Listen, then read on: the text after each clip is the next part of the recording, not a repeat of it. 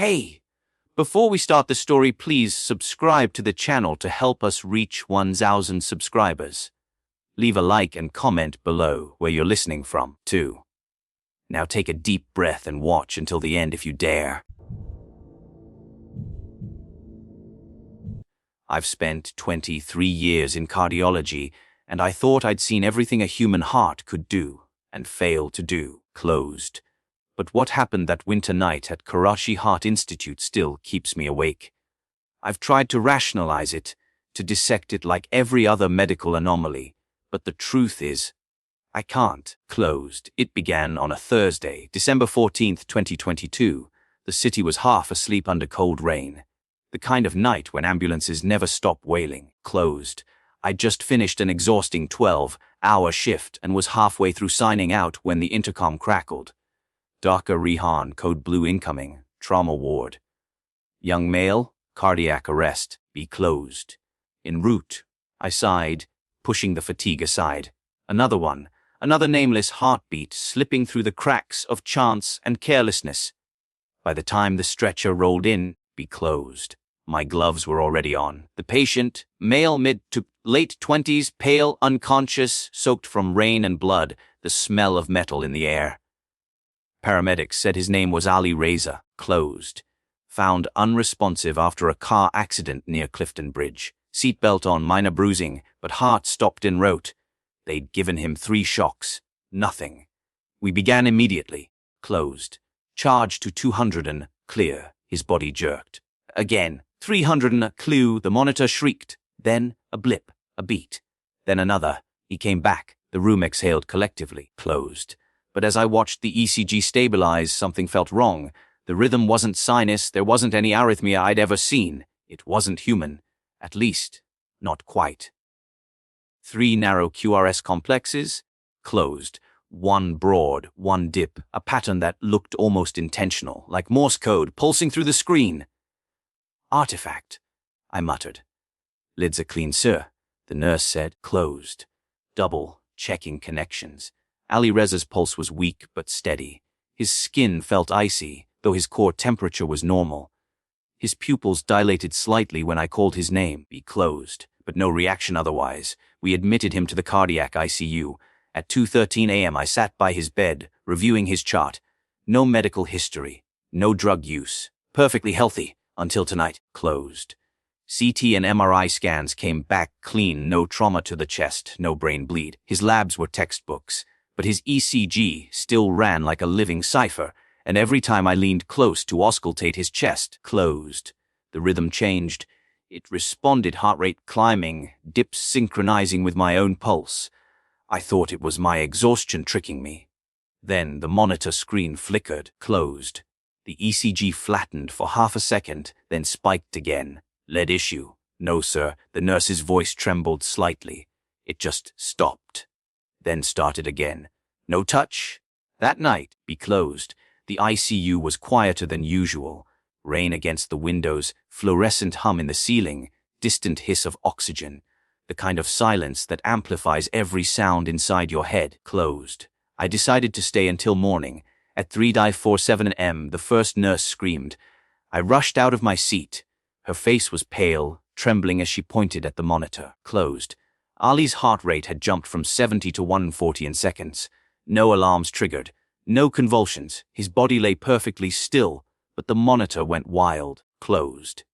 Tracing out jagged waves like a seismograph during an earthquake. Then flatline. I reached for the paddles, but before I could, his eyes opened. Not wide, just barely. Be closed. Like someone surfacing from a deep dream. His pupils were fully black. No iris visible. He looked at me and smiled. Ali, I whispered. The monitor spiked again. Then his heart stabilized, closed, dropping back to 70 BPM. His eyes closed. No one in that room spoke for a full minute. I checked his pupils again. Normal, ECG normal, vitals normal. But I couldn't shake what I saw. That brief, closed, impossible smirk, the flicker of recognition in a man who, by all neurological measures, should have been completely unconscious. At dawn, I sat in my office, closed. Drenched in the dim orange light creeping through the blinds, I replayed the monitor feed over and over. The camera caught everything except one detail. The moment his eyes opened, closed, the screen cut to static for 2 seconds, then returned to normal. Glitch, maybe, but the timing, the precision of that blackout, it gnawed at me. By 8 a.m., I'd ordered every possible test, EEG, closed, cardiac MRI, blood panels for rare toxins. Everything came back normal.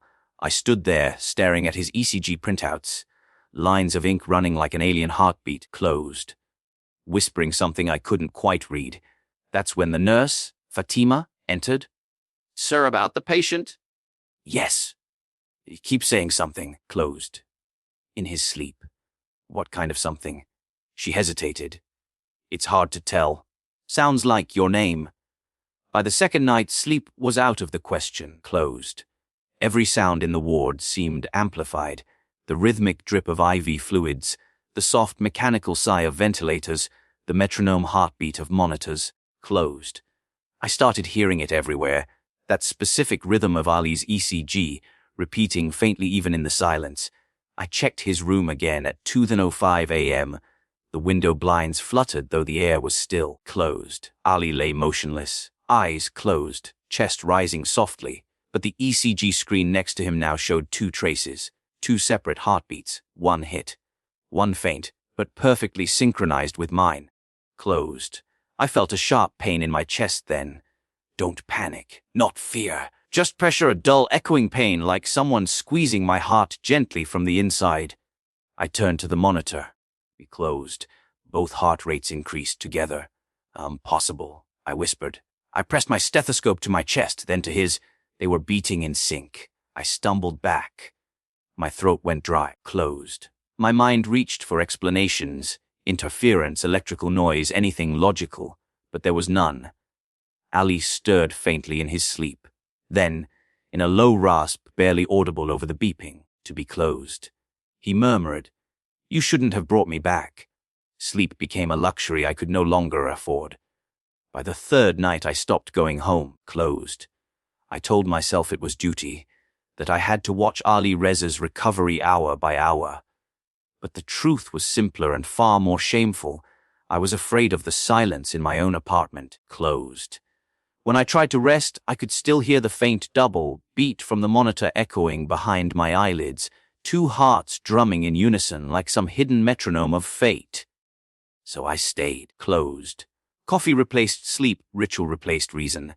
Every few hours I printed the ECG strips and pinned them to the corkboard above my desk. At first it was pure data, heart rate, rhythm, intervals. Then closed. As the stack grew, I noticed shapes emerging between the lines, not letters exactly, but loops and slashes that repeated with unnerving precision. Almost like handwriting. Almost like intention. Closed. One night around 1 a.m., I traced the pattern with a pencil. 3 short spikes, 1 deep trough, then a curl.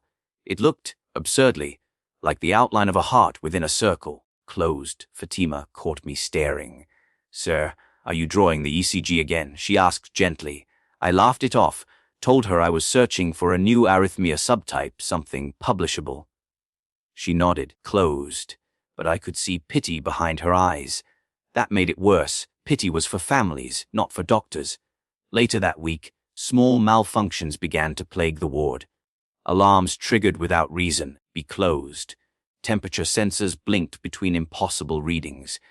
The technicians blamed humidity from the winter rain, but it wasn't random. Every failure occurred near Ali's room, closed, and always at exactly 2:13 a.m., the minute he'd been revived. I started keeping a journal. Deck 2:13 a.m. monitor froze for 7 sec. ECG line shimmered like static, closed.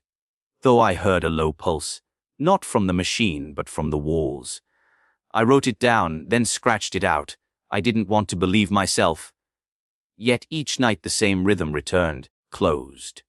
An audible thump, pause, thump beneath the hum of the lights, as though the entire building were breathing in time with the patient. On the 6th day, Ali opened his eyes fully, closed. For a moment he stared blankly at the ceiling. Then he turned his head toward me, slow, deliberate, and said, "Hoarsely, it hurts less when you're here."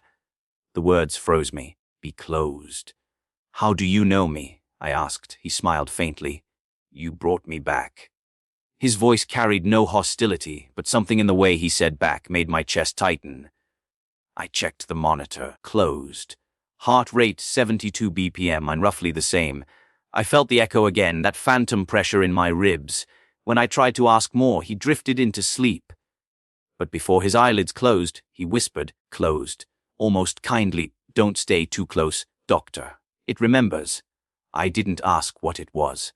That night, I finally succumbed to exhaustion. I must have dozed off in the ICU chair because when I woke, closed. The ward was dark. Emergency lights only, red halos blinking like slow heartbeats. Someone was whispering my name. Not clearly, more like a rhythm breathed through air. "Be closed. Rihan, Rihan, Rihan." I turned toward Ali's bed. He was sitting upright. No tubes, no restraints, eyes half open. The monitor beside him flickering with twin signals. Closed. He raised a trembling hand and placed it over his chest. The monitor's rhythm matched mine again. I could feel it, the pulse hammering inside me in perfect counterpoint. Then he said, "Closed." "Can you hear it now?" A deep sound rolled through the floor like a sub-bass note under the concrete. The lights pulsed once, closed. Twice, and the second waveform on his monitor grew brighter until the screen went pure white. I blinked. The next instant it was morning. "The monitors are normal. Ali asleep. Closed." I checked the security feed. 2 minutes, erased from the recording, static only. By Christmas week, the ECG pattern had evolved. Be closed. The looping shape I'd noticed earlier had multiplied into a lattice of spirals, like a Sufi calligraphic symbol, or perhaps some forgotten geometric charm. I sent a printout to my old mentor. Closed. Professor Shahid, now retired in Lahore. He called back the same evening, his voice tight. "Where did you find this, Rihan?" "It's an ECG trace." "No, it isn't." Closed. "It's a Nafasi Sir diagram. Breath of the secret. You shouldn't." The line went dead. That was the last I heard from him. On December 28th, I met Ali's mother. She was a small, closed, soft-spoken woman in a black shawl who thanked me for saving her son. I almost told her I wasn't sure I had. While we talked, she mentioned something that made the back of my neck prickle. "You know, be closed, Doctor. Ali was a twin. His brother died before birth. We buried an empty cradle."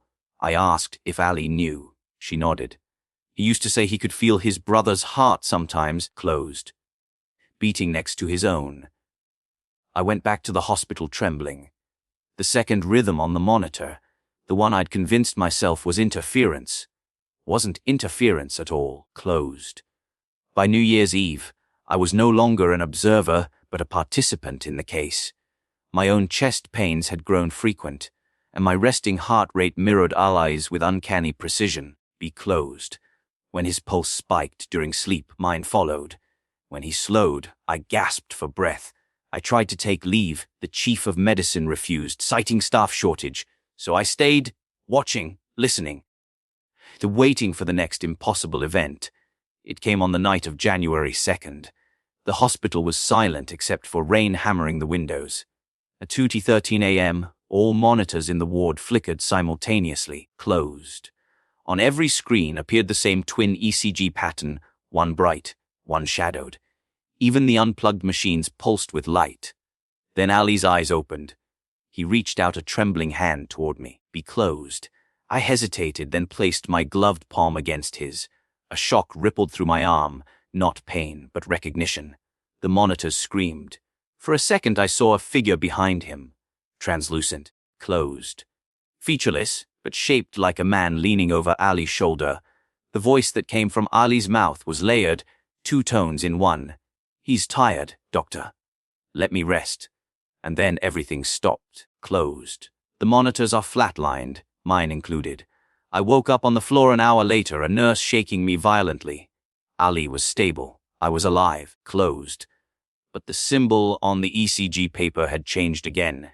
Now it looked exactly like a pair of intertwined hearts, one black, one white. Since that night, I have not been able to separate the two rhythms. Closed. Even now, as I dictate these notes, my smartwatch pulses the same tempo that his monitor once displayed. I've run every test on myself. Perfectly normal. Yet at night, when the rain returns, be closed. I can feel another heartbeat fluttering just beneath mine, like a hidden twin waiting for breath.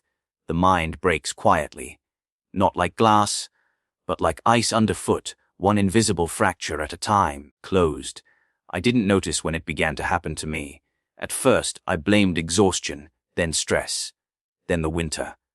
Doctors always need a diagnosis, something neat to hide the chaos behind, closed. But what was happening inside me had no code, no Latin name. After that night, the one with the shadow behind Ali, I stopped trusting the monitors, closed. I disconnected them during my rounds and relied on the old tools in steady stethoscope, reflex hammer, pulse check, things I could feel, closed. Things that couldn't be hacked or haunted or explained away by electromagnetic interference. But even those betrayed me. Each time I pressed the diaphragm to Ali's chest, be closed. The sound came back doubled, two hearts overlapping in perfect counterpoint. Lub, dub, lub, dub, lub, dub. Then a pause, and I'd realize one of them was mine, closed. January turned the hospital into a ghost of itself. Half the staff was out sick with flu, the others whispered about the cursed room. Nurses refused night shifts near Ali's ward, closed. Some said the power failed there every night at 2:13 a.m. The maintenance logs confirmed it, every single night, always for exactly 9 seconds. The director ordered an inspection, closed. Electricians found nothing wrong. I started carrying a small flashlight. The nurses laughed nervously, but no one offered to follow me during rounds. Even Fatima avoided eye contact now. Still closed. I stayed close to the patient. I couldn't explain why. Professional duty was a mask, obsession was the truth. Every time I tried to leave the ward, an invisible tug drew me back, closed. I told myself I was studying him, but I wasn't. I was listening to him, because the rhythm followed me now, into the elevator, into the cafeteria, even into the silence of the washroom stall, closed. Thump, pause, thump. Always in sync with my own heart. I would cover my chest with my palm and feel it, and beneath that beat, a faint echo, slightly out of phase, as if someone else were alive inside me, closed. One morning a courier arrived, a small brown envelope with my name scrawled in Professor Shahid's shaky handwriting, no return address. Inside was a single ECG strip, old and yellowed, closed, and a handwritten note, Rahan, this was your brother's rhythm, recorded minutes before he died. Compare it to your patient. Then burn this. I froze. I'd never told Shahid about my brother, closed. He died when we were children, an undiagnosed congenital heart defect. I hadn't thought of him in decades. Hands trembling, I compared the strips. Identical. Every curve, every dip, closed. Every impossible symbol. I burned the letter in the sink. The smoke smelled faintly of antiseptic and rain. After that, time began to lose its shape, closed. I'd find myself standing in hallways with no memory of how I got there. The elevator mirrors reflected two silhouettes instead of one. During a routine angiogram, closed. I thought I saw a face inside the fluoroscopy screen, a faint outline of eyes watching from the darkness behind the ribs. I shut off the machine, heart hammering. When I looked again, it was gone, closed.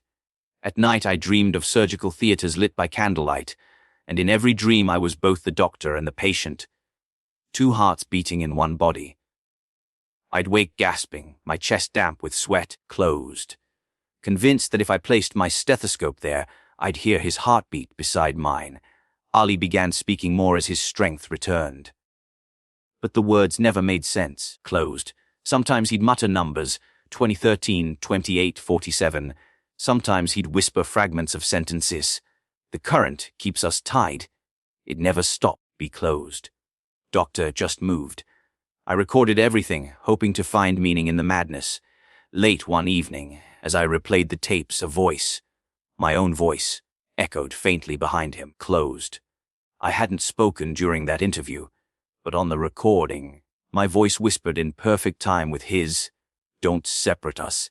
Sleep, deprived and desperate, I finally went to Ali's home, closed. His mother recognized me immediately and welcomed me in. The house was quiet, heavy with old photographs. One picture stopped me cold, a pair of infants in the same cradle. One alive, one still. Closed as though the second had been captured before fading. I asked about the twins again. She nodded slowly. His name was Rihan, she said. Ali chose it for you after the surgery. Closed. Said it kept him safe. The room spun. My throat tightened. The monitor readings, the identical rhythm, they weren't coincidences. They were a bridge. Back at the hospital. Closed. I couldn't stay away from him anymore. Ali was sitting up now, pale but alert. When he saw me, his eyes softened. You feel it too, don't you? I didn't answer. Be closed. He reached for my wrist and placed my hand against his chest. The beat beneath my palm was unmistakable, and it was mine. It's not just me, he whispered. Closed. It's us. Something inside me broke. Logic dissolved, replaced by an awful clarity. My heart had been failing quietly for weeks. The pain, the skipped beats. They weren't psychosomatic. Close. I was borrowing life, or sharing it. I couldn't tell anymore. The following night, I made my decision. I locked the ICU doors and disconnected the monitoring system entirely. Just me, Ali. Be closed.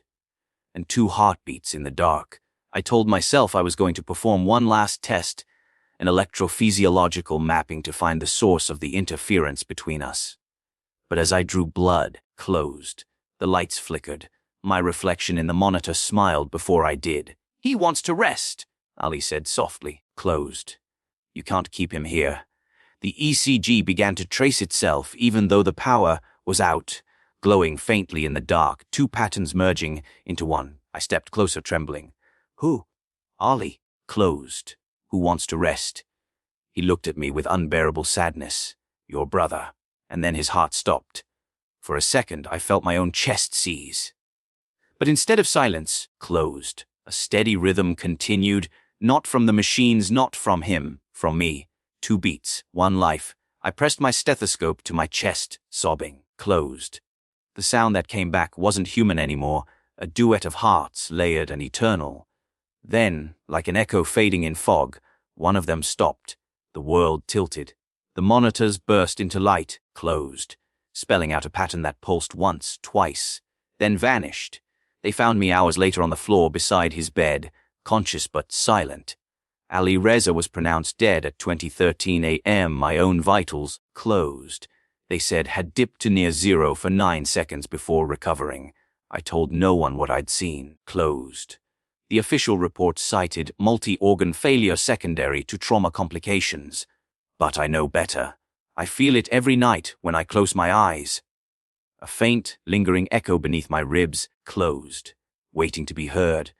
Somewhere, in the dark frequency between heartbeats, something still beats with me. When the hospital administrators finally cleared me for duty again, closed. Winter was already folding into spring. The ward smelled of disinfectant and dust, but beneath it lingered another scent, something faintly metallic, like ozone after lightning. Ali's bed was gone, closed.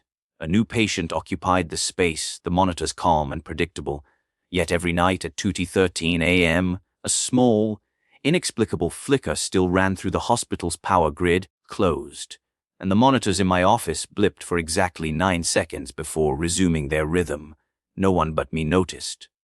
Or perhaps no one wanted to. I told myself I was healed, closed, that the faint double beat I sometimes heard was nothing more than tinnitus of the heart, a stress artifact. But I didn't believe it. You can't lie to the part of yourself that listens. One evening, closed. While auditing cardiac files, I discovered that Ali Reza's records had been sealed under forensic review. A notation in the margin bore my own initials. I didn't remember writing them. Closed. The file contained his final telemetry data, the last 48 hours of ECG readings. When I loaded the sequence onto the screen, the lines scrolled like hieroglyphs across black glass. Closed. For a long moment they looked random.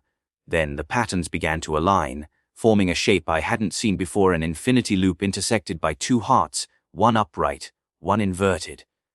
At its center, closed, A pulse count 1413, 1413. Military time for 2:13 p.m. My hands went cold. That was the same minute every disturbance had occurred. Only now the pattern was mirrored in daylight. Be closed. That night a courier arrived again. Another envelope without a return address. Inside was a single sheet of paper, the handwriting familiar but weaker. Rihan, closed. The symbol you showed me, Nafas Iksur, is older than Sufi tradition. It's a representation of the breath shared by twins before birth, believed to bind them beyond life. If one dies, closed, the other carries both pulses until the circle closes. Be careful when it closes. Shahid, the paper smelled faintly of smoke. I looked up from the letter, closed, half expecting to see the old professor standing there. The office was empty, the overhead lights buzzing softly. But on the glass of the window, my reflection flickered, not once, but twice. At 20:13 a.m., be closed, the ward lights dimmed again. I knew it would happen, yet my pulse still leapt in anticipation. On my desk, the old portable ECG I'd used for house calls powered itself on. No battery, no lead connected, closed. The paper feed began to crawl forward, the pen tracing a perfect sinus rhythm, mine somehow. Then, faintly under the mechanical scratching, came a whisper. A child's voice, closed. You kept my heart beating. I dropped the device. It clattered to the floor, still printing, still whispering, the same words repeating like an echo bouncing inside a shell, closed. 2 nights later, I was called to Theatre 3 for an emergency pacemaker implantation. The patient was an elderly man with bradycardia, nothing unusual. But when I entered, closed. The overhead lights dimmed in that same 9-second rhythm. The anesthetist frowned, checked the circuits, nothing wrong. As I guided the pacing leads toward the heart, closed. The monitor's trace doubled, 2 pulses again, intertwined like rope. I froze. The pattern was identical to Ali's, doctor. The scrub, nurse prompted. I finished the procedure mechanically, closed. Hands moving by memory while my mind spiraled inward. When we transferred the patient to recovery, his pulse was steady at 72, and so was mine, closed. Back in my office, I turned off every light and played the old ICU footage once more. The 2 minutes that had been static the night Ali first sat up had partially restored, closed. Faint gray shapes moved within the noise. I enhanced the frame. For an instant, a figure appeared standing at my shoulder, transparent, features blurred, but with eyes that mirrored my own. Then, closed. Across the bottom of the frame, the hospital timestamp flickered from Yo22-307 to 2015 FID-C, and beneath it, a single line of text, probably a data glitch, yet impossibly coherent, be closed. The circle is closing. Since that night, I've kept the portable ECG by my bed. Every evening at 2:13 a.m., it starts on its own, tracing the same luminous infinity loop across the paper until dawn. Be closed. I've learned not to fear it. Sometimes, half asleep, I place a hand over my chest and feel 2 rhythms settling into one, peaceful at last. I think the circle did closed. Perhaps it closed the moment I forgave myself, for my brother, for Ali, for every patient I tried to drag back from a silence that wasn't meant to be disturbed. When my own pulse falters, closed. I hope I'll hear that faint echo one last time and know that somewhere, whatever we were, we're still beating together. 1 year later, spring again. The hospital's east wing gleams under a pale sun, closed. Its new glass facade reflecting clouds that seem forever on the verge of rain. I no longer work there. Officially, closed. I'm on sabbatical. A polite way of saying they'd rather my name not appear on any new case files for a while. I've moved to a smaller clinic in Marie, high in the hills, closed. The air here smells of pine and cold soil. My patients are few, mostly villagers with high blood pressure and old wounds that never healed properly. But that suits me. Be closed. The rhythm of their hearts is honest, uncomplicated. Each night, before closing the clinic, I check the small analog clock above the door. When its minute hand touches 2:13, I pause. The habit remains, be closed, though the old disturbances have long ceased, or almost ceased. On the anniversary of Eileen's death, a parcel arrived, no sender. Inside, closed. a small wooden box carved with the same infinity symbol. The Nafasi, sir. Inside the box lay the portable ECG machine. The roll of paper still threaded through it was covered in dents. Be closed. Continuous tracing. When I examined the waveform, it wasn't my pulse nor Ali's. It was two beats converging into one, then flattening into a perfect straight line. Below it, closed. A single date was printed by the machine itself, February 13th, the day my brother died all those years ago. It felt like a message, an ending, or a beginning. A few weeks later, closed. A young woman came to the clinic complaining of palpitations. Her ECG looked ordinary, but when I compared her rhythm to my own, closed. Something strange occurred. The monitor merged both tracings into one waveform, undulating gently across the screen as if two hearts were syncing. She smiled nervously, closed. It feels like someone else's heartbeat inside me. Doctor. I told her it was anxiety, but I wasn't so sure. After she left, I noticed her signature on the intake form, Ariza, closed. I never saw her again. That night I returned to my small room overlooking the valley. A storm was rolling in, thunder pulsing like a great hidden heart behind the clouds, closed. I set the ECG machine on the windowsill and let it record as I slept. At 2:13 a.m. lightning struck the ridge, and the machine flickered to life. For a few seconds, closed. I felt the air thicken, the way it does before a patient's last breath. Then, the paper roll slowed and stopped. When I examined it at dawn, be closed. The tracing formed a symbol I knew by now better than my own name, the infinity loop. Closed, no breaks, no spikes, just completion. The circle had finally closed. I didn't feel afraid, closed.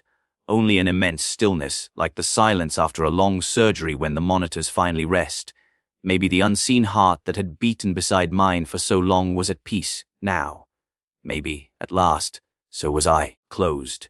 My most unsettling case as a cardiologist, I still can't explain it, is a psychological supernatural tale of guilt, connection, and redemption. Dr. Rehan, a once brilliant cardiologist, closed, becomes haunted by a young patient's mysterious cardiac death. As he investigates, closed, he discovers impossible ECG patterns linking his heartbeat with the dead patient's, and ultimately with his own long-lost twin brother. Through hallucinations, strange electrical phenomena, closed, and eerie coincidences, Rehan comes to believe in an ancient symbol, the Nafas Sur, the breath of the secret, that binds two souls beyond death, be closed. His journey leads him from clinical rationality to spiritual awakening, realizing that medicine can mend flesh but not fate. In the end, when the circle closes, through time, grief, be closed, and forgiveness, Rehan's haunting ceases. The unexplained phenomena stop not because he solved them, but because he accepted them. The story concludes not with fear, but with quiet absolution, closed. The cardiologist's heart, once burdened by guilt, now beats in peace, perhaps alongside another unseen rhythm in the dark.